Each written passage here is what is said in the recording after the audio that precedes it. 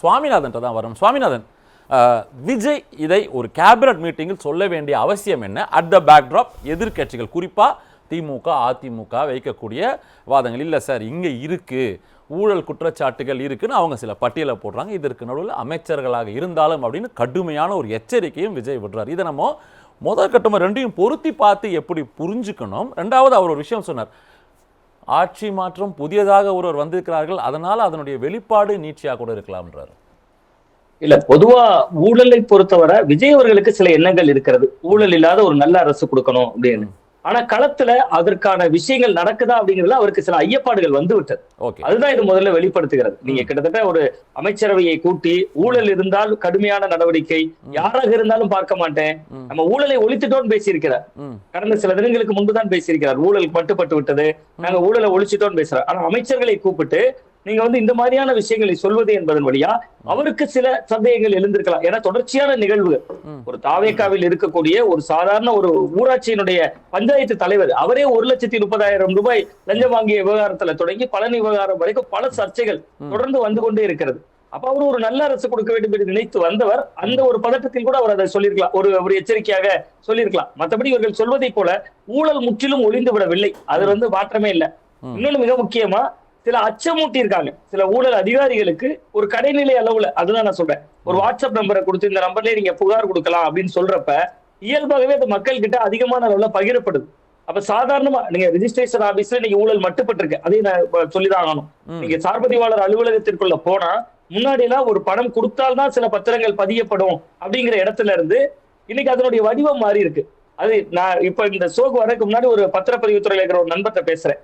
நம்ம நண்பர்கிட்ட கேட்கிறேன், உங்க டிபார்ட்மெண்ட்ல மொத்தமாவே இப்ப ஊழலே ஒளிஞ்சிருச்சா, எப்படி இருக்கு அப்படின்னு. முன்னாடி எல்லாம் சார்பதிவாளத்தை நாங்களே ரூபா கொடுக்க முடியும், இப்ப ஏஜென்ட் வச்சிருக்காங்க, ஏஜென்ட் கையில பணம் கொடுக்குறோம். முன்னாடி எல்லாம் ரெஜிஸ்டர் ஆபீஸ்ல நீங்க லஞ்ச ஒழிப்புத்துறை சோதனை பண்ணா பணம் கிடைக்கும், இனிமேல் கிடைக்காது, ஏஜென்ட்டுகள் வழியா தான் இருக்கு, ஏஜென்ட் ராத்திரி வீட்டுல போய் கொடுக்கலாம், மறுநாள் கொடுக்கலாங்கிற ஊழலுடைய வடிவம் மாறி இருக்கு. பட் ஆனா இன்னொன்னு விஷயம் என்ன சொல்றாங்கன்னா, ரொம்ப ரொம்ப முக்கியமா ஊழல் இப்ப பணம் கொடுத்தாதான் பதிவு செய்வோம் அப்படிங்கிற இடத்துல இருந்து நகர்ந்திருக்கு கொஞ்சம், அந்த இடத்துல கொஞ்சம் ஊழல் அரெஸ்ட் ஆயிருக்கு அப்படிங்கிற அந்த மாதிரியான சில நல்ல விஷயங்கள் நடந்திருக்கு. பட் வழக்கறிஞர்கள் நியமனத்துல தமிழகம் முழுவதும் ஊழல் நடந்திருக்கு, தமிழகம் முழுவதுமே. நீங்க யான சகோதரி வழக்க நண்பர் தாவேக்காவில இருந்து பேசியவர் ரொம்ப முக்கியமா சுட்டி காட்டினார். அந்த வழக்குல மனுதாரத்தை வந்து சொன்னது உண்மை, அவங்க வந்து விஜய் அவர்களையோ புஷியானதையோ சேர்க்க முடியாதுன்னாங்க.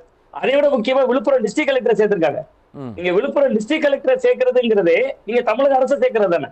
நீங்க அந்த வழக்குக்குள்ள நீங்க மனுதாரத்தை சொல்றாரு, நீதிபதி சொல்றாரு, நீங்க வந்து விழுப்புரம் மாவட்ட ஆட்சியரை சேர்த்துக்கங்க அப்படின்னு மனுல சேர்த்துக்கங்கிறார்.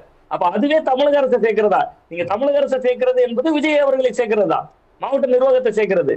அப்ப அந்த இடம் வந்து உள்ளபடியே பல இடங்கள்ல வழக்கறிஞர்கள்ல அந்த ஞான சௌந்தரி தான் மனுதாரர், அவங்க தாவேக்கா நிர்வாகி அவங்க அடிப்படையில. சரி, இதை விட ரொம்ப விஷயம் என்னன்னா, அந்த நீதிபதி இன்னொரு விஷயத்தை பதிவு செய்யறாரு சந்தைக்கு.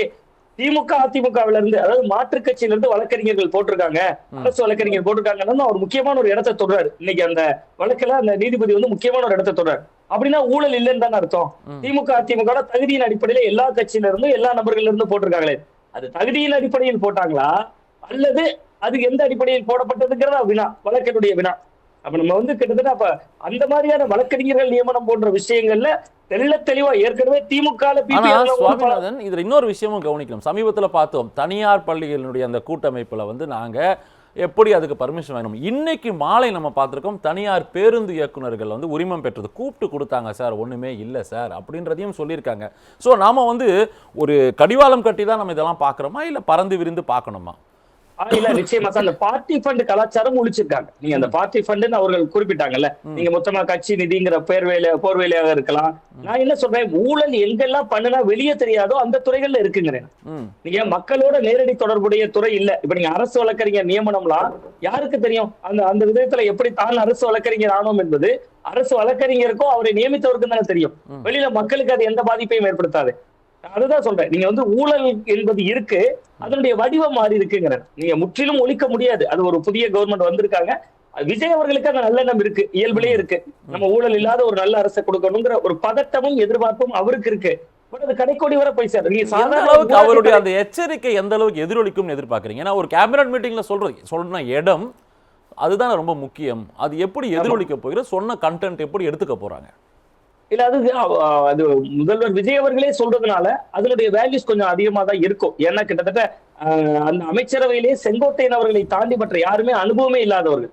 அப்ப இது அவர்களுக்கு ரொம்ப பெரிய பொறுப்பு, ரொம்ப பெரிய பதவி. நீங்க அவர்கள் நினைத்து கூட பார்க்காத ஒரு பெரிய இடம் வந்து அவர்கள் உடனடியா ஒரு ஆளுங்கட்சிக்கு வர்றதும் அதுல அமைச்சர் பிரதிநிதித்துவம் கிடைக்கிறதும் ரொம்ப பெரிய இடம். அப்ப விஜய் அவர்களுடைய இது போன்று ஒரு ஓப்பனா ஒரு திறந்த மனநிலையோடு பேசுறதுங்கிறது கிட்டத்தட்ட ரொம்ப ஒரு முக்கியமான ஒரு மாற்றமாக இருக்கலாம். இன்னொரு தகவல் கூட சொல்றாங்க அதுல, சில ஒரு ஸ்டிங் ஆபரேஷன் மாதிரி பல அமைச்சர்களை பொறி வைப்பதற்காக திமுக போன்ற கட்சிகள் கூட திட்டமிட்டாங்க, அதனால ஏற்பட்ட விழிப்புணர்வு கூட சொல்றாங்க. நீங்க விழிப்புணர்வா இருந்துக்கங்க, எதுலயாவது மாட்டிடாதீங்க, அகப்பற்றாதீங்க அப்படின்னு சொல்லக்கூடிய அந்த அளவுக்கு அவர் நேர்மையாக இருக்கணும்னா முதல்வர் விஜய் அவர்கள் விரும்புகிறார். ஆனா அது கடைக்கோடி வரைய கொண்டு சேர்ப்பது என்பது சாதாரண விஷயம் இல்ல, அது ரொம்ப சவாலான ஒரு விஷயம் தான். நீங்க இன்னைக்கு அந்த வழக்கறிஞர் நியமனத்தில் கிட்டத்தட்ட நான் இயல்பிலே நான் சட்டம் படித்தவங்கிற முறையில் எனக்கு தெரியும். எனக்கு பல நண்பர்கள் வழக்கறிஞர் நண்பர்கள் இருக்கிறதுனால, நான் லா காலேஜ் படிச்ச ஸ்டூடெண்டா இருந்து பத்திரிகை துறைக்கு வந்தவங்கனால எனக்கு நண்பர்கள் பல பேர் சொன்ன தகவலுடைய அடிப்படையில தான் நான் பேசுறேன். வழக்கறிஞர்கள் நியமனத்துல அதான் நான் சொல்றேன். அதாவது கிட்டத்தட்ட எப்படி பெரும்பான்மை கூட்டமாக இருக்கிற மக்கள் கிட்ட ஒரு ஊழல் ஒழிப்பு அந்த நல்ல பேர் அப்படியே தக்க வைப்பாங்க. திமுக அதிமுக அப்படி இல்ல சார், நான் மட்டும் ஒரு நிமிடம் எடுத்துக்கிறேன். திமுக அதிமுகல மற்ற எல்லா துறைகளிலும் லஞ்சம் இருந்தது, ஊழல் இருந்தது, பல விஷயங்கள் இருந்தது. அரசு வழக்கறிஞர் நியமனத்துக்கு மட்டும் அது போகாது. ஏன்னா அவங்க கட்சிக்காரனை பெயில் எடுத்திருப்பாங்க. கட்சிக்கு ஒரு போராட்டம் போது கொத்து கொத்தா சிறையில போயிருக்கிற போது அவங்களை பெயில் எடுக்கிற பணிதான் அரசு வழக்கறிஞர் எல்லாம் செஞ்சிருப்பாங்க கடந்த காலங்கள்ல, கட்சிக்கு பாடுபட்டு இருப்பாங்க. பட் அந்த பொறுப்பே இப்பொழுது மாற்றுக் கட்சியினருக்கு பலருக்கு வழங்கப்பட்டிருக்குன்னா அதன் பின்னணி உண்மையிலேயே ஒரு ஆராய வேண்டியது ஞானசௌந்தரி அவருடைய வழக்கினுடைய அடிப்படையில. இன்னொன்னு நண்பர் தாவேக்காவினுடைய நண்பர் பேசுகிற பொழுது சர்க்கரை என்றார் அமைச்சர், அவர் சக்கரபாணியை சொல்கிறார் நினைக்கிறேன். நீங்க ஒரு சக்கரபாணியை வந்து திண்டுக்கல் மாவட்டத்துல பொன்னாள் உணவுத்துறை அமைச்சர், நீங்க அதெல்லாம் விட்டுருங்க. அவங்க மாற்றவங்க திமுக என்னவோ ஒன்று, அது திமுகவாக இருந்தா கண்டிக்க வேண்டியது. இந்த சம்பவம் பதிவு செய்யப்பட்ட காலம் எந்த காலம்? தாவேக்காவினுடைய ஆட்சி காலம். அப்ப நீங்க வந்து ஒரு டிரான்ஸ்பர்ல அங்கிருந்து வருகிறார், வந்து ஒரு ஒரே நாள்ல பதிகிறாருன்னா அப்ப அரசு ஊழியர்கள்ட்ட இன்னும் பயம் முழுசா போய் சேரலையே. அப்ப நீங்க கேட்ட கேள்விதான் வர சார். அமைச்சர் அவர்கள் கூட்டத்துல அவர் பேசுகிறார், முதல்வர் பேசுகிறார். அப்ப அந்த பயம் கடைக்கோடி வரை போயிருந்துச்சுன்னா ஒருவருக்கு ஒரு நிலத்தை பதிவு செய்யக்கூடிய ஆற்றல் எப்படி வரும்? இன்னொன்று தாவேக்காவுடைய ஒரு நிர்வாகி, அவர் ஏற்கனவே ஒரு முறைகேடு விவகாரத்துல ஊராட்சி தலைவர் பதவியை இழந்தவர், அவர் மீண்டும் பதவிக்கு வர்றாரு. அவர் கட்சியில அங்க மாவட்ட இணைச் செயலாளராகவும் ஆயிடுறாரு. சார் இதை விட முக்கியமான ஆபத்து ஒண்ணு இருக்கு. கட்சியில இருந்து இவங்க நீக்கிறாங்கல்ல, இப்படி ஊழல் செய்தவர்கள் முறைகேடு செய்தவர்கள் நீக்கிறாங்கல்ல, இவர்கள் எல்லாம் நீக்கிறவங்க பாருங்களேன் மாவட்ட செயலாளர் மூலமா நீக்கிறாங்க. சேர்க்கறது மட்டும்தான் புஷியானந்த ஆதவர்ஜனா அவர்கள் முன்னாடி சேர்றாங்க. அப்ப இவங்க என்னன்னா, நீங்க ஊழல் செஞ்சீங்க கட்சிக்கு கெட்ட பேர்னா மாவட்ட அளவுல முடிச்சிடறாங்க. அப்புறம் எப்படி அது மாநில செய்தி ஆகும்? அப்புறம் எப்படி அதுல அச்சம் வரும்? அதெல்லாம் செய்தால் தான் அது மாநில தலைமையில இருந்து ஒரு அறிவிப்பு வரணும். அதுதானே அது வந்து ஒரு எச்சரிக்கையாக மாறும். அந்த இடம் ஒரு கவனிக்க வேண்டிய இடம் தாவேக்கான. ரைட், நான் இது உங்க முதல் கட்ட கருத்தா புரிஞ்சுக்கணும். எல்லாமே டிபேட் செஞ்சு 14 ஊழல் செய்யுங்க அவங்க அனுமதிக்க, ஊழல் செய்யுங்கன்னு அவர்கள் சொல்லலையே. நீங்க கரையோடி போய் இருக்கிறது, ஊழல் கரையோடி போய் இருந்தது. அதை விட இவர்கள் ஒருபடி முன்னே நின்று ஒரு ஊழல் ஒழிப்புல முதல்வர் அவர்களுக்கு உள்ளபடியே ஒரு அக்கறை இருக்கு. அது அவ்வளவு எளிதில கிரவுண்ட்ல போய் கடைக்கோடி வரை அது அப்படியே போய் ஜெல் ஆயிராது. அதுதான் கலை யதார்த்தம். நம்ம வேண்டுமானால் விருப்பப்படலாம் ஊழல் இல்லாத ஒரு தமிழ்நாடு, அது படிப்படியாக வேண்டுமானால் நடக்கலாம். பட் அது உடனடியாக ஒரே நாள்ல ஒரு இரவுல நடந்துராது. இப்ப நண்பர் காமேஷ் அவர்கள் பேசுகிற பொழுது கூட ஒரு விஷயம் குறிப்பிட்டாங்க. இன்னைக்கு பத்திரப்பதிவை ஆன்லைன்ல பண்ணலாம். அதுல ஒரு மிக முக்கியமான ஒரு தகவல் இருக்கு. நீங்க ஃபர்ஸ்ட் உங்க நிலம் முதல் முறை ரெஜிஸ்டர் பண்ணக்கூடிய நிலமா இருந்தாதான் ஆன்லைன்ல பண்ண முடியும். முதல் முறை ரெஜிஸ்டர் பண்ணக்கூடிய குடியிருப்பு பகுதியாக இருந்தாதான் ஆன்லைன்ல பண்ண முடியும், எல்லாம் பண்ண முடியாது. நீங்க இப்ப ஊழல் எங்க நடக்கும்? நீங்க முதல் முறை பண்ணக்கூடிய பத்திரப்பதிவுல எல்லாம் ஊழல் நடக்காது. நீங்க ஏற்கனவே காலங்காலமாக பண்ணக்கூடிய ஒரு நிலத்தினுடைய வழித்தோன்றல இசிமோ என்கபரன்ஸ் சர்டிபிகேட் வில்லங்க சான்று அந்த ஆவணம் இருக்கக்கூடிய பத்திரத்துலதான் ஊழல் நடக்கும். அப்ப நீங்க இன்னொரு மிக முக்கியமான விஷயம் சார், இன்னைக்கு வந்து கிட்டத்தட்ட ஒரு ஆம்னி பஸ்ல நீங்க சொன்னது மாதிரி கிட்டத்தட்ட ஒரு ஊழல் ஒழிக்கப்பட்டிருக்கிறது, அல்லது ஒரு பள்ளிக்கூடங்கள்ல இன்னைக்கு வாங்கக்கூடிய அந்த பார்ட்டி ஃபண்ட் நிறுத்தப்பட்டிருக்கிறது எல்லாம் சொன்னாலும் பசங்க ஸ்கூல்ல ஃபீஸ் கட்டுற தன்மை குறைஞ்சிருக்கணும். அதுல ஒரு 5000 ரூபாய் குறைஞ்சிருக்கணும். அப்பதான் மக்களுக்கு நேரடி பலன் தரும். ஆம்னி பஸ் கட்டுறது சனி ஞாயிறுல தெரிஞ்சிடும். நீங்க ரொம்ப தூரம் தள்ளி போட வேண்டாம். நாளைக்கு சனி, நாளை கழிச்சு ஞாயிறு, நாகர்கோவில்ல இருந்து நீங்க ஒரு சென்னைக்கு ஒரு டிக்கெட் போடும்போது ஆன்லைன்ல பார்த்தாலே தெரிஞ்சிடும் அது எவ்வளவு ரூபா இருக்குங்கிறது. அது நாளைக்கு காமேஷ் அவர்களும் பார்க்கணும் நான் விரும்புறேன், விக்னேஸ்வரன் அவர்களும் பார்க்கணும்னு நான் விரும்புறேன்.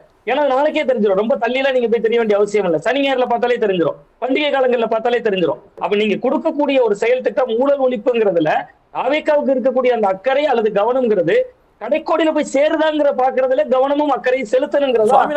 அது நம்ம இந்த 60 நாள்ல முடிவு பண்ணிட முடியுமான்றதான் காமேஷோட கேள்வி. சார் 60 டேஸ்ல நீங்க இதை கேட்கறீங்க, 50-60 வருஷங்களா அவங்க பண்ணிருந்தாங்க, என்ன பெருசா நம்ம வந்து குரல் எழுப்பப்பட்டது?